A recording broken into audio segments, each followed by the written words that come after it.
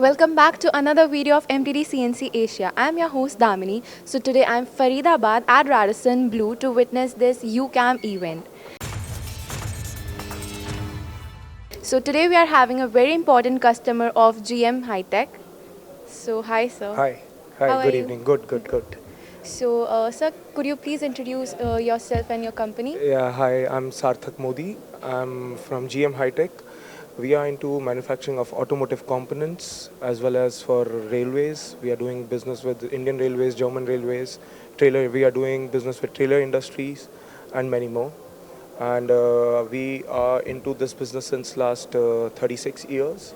And we have been associated with UCAM since 2015. Okay, This is the ninth year, and in that's these 9 nice. years, we have bought somewhere around uh, 12 production systems and two 5 axis rotaries. So that is it, and we are quite satisfied with the company, their performance, their product performance, their service support. Everything is going on pretty good. That's nice to hear that. So what is your expectation for this event?